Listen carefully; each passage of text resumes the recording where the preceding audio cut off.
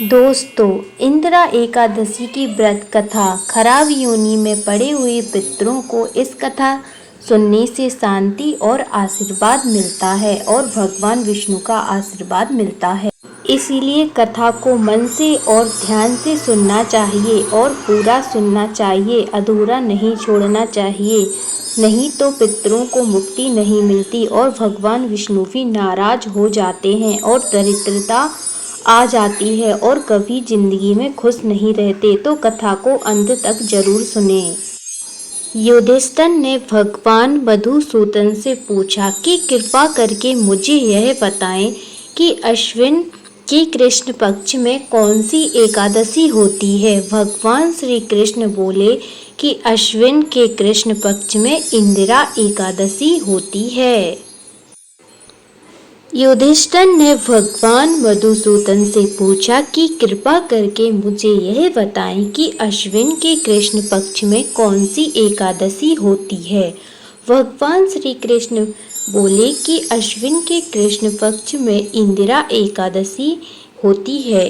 उसके व्रत से प्रभाव बड़े बड़े पापों का नाश हो जाता है।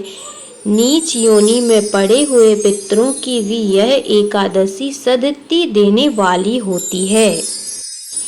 कथा इस प्रकार है। सतयुग में इंद्रसेन नाम से विख्यात राजा थे। इंद्रसेन एक बहुत ही प्रतापी राजा थे। राजा अपनी प्रजा का पालन पोषण अपनी संतान के समान करता था। राजा के राज्य में किसी को भी किसी चीज की कमी नहीं थी। राजा भगवान विष्णु का परम उपासक था। एक दिन अचानक नारद मुनि का राजा इंद्रसेन की सभा में आगमन हुआ।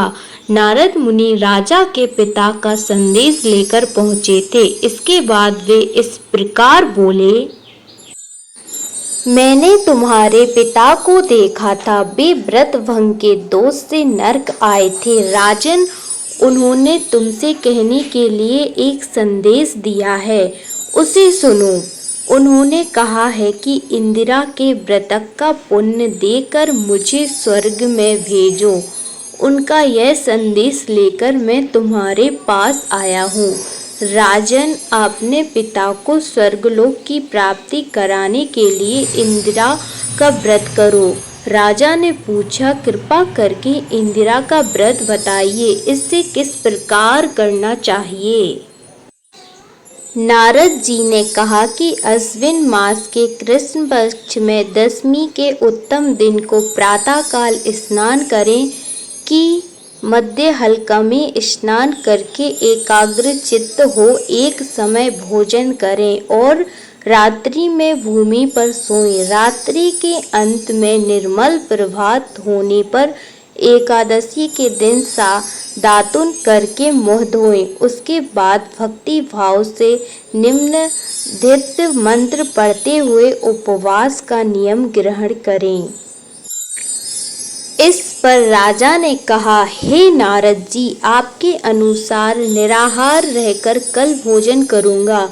अच्युत, आप मुझे शरण दें। इस प्रकार नियम करके मध्य हलकाल में पितरों की प्रसन्नता के लिए शालिग्राम शिला के सम्मुख विधि पूर्वक श्रद्धा करें तथा दक्षिणा से ब्राह्मणों का सत्कार करके उन्हें भोजन करवाते पितरों को दिए हुए अन्नमय पिंडल को सुंघाकर विद्वान पुरुष गाय को खिला दें। फिर भगवान का पूजन करके रात्रि में उसके समीप जागरण करें। सुबह होने पर द्वादशी के दिन पुनः भक्ति पूर्वक श्री हरि की पूजा करें। उसके बाद ब्राह्मणों को भोजन कराकर भाई बंधु नाती और पुत्र आदि के साथ स्वयं मौन होकर भोजन करें।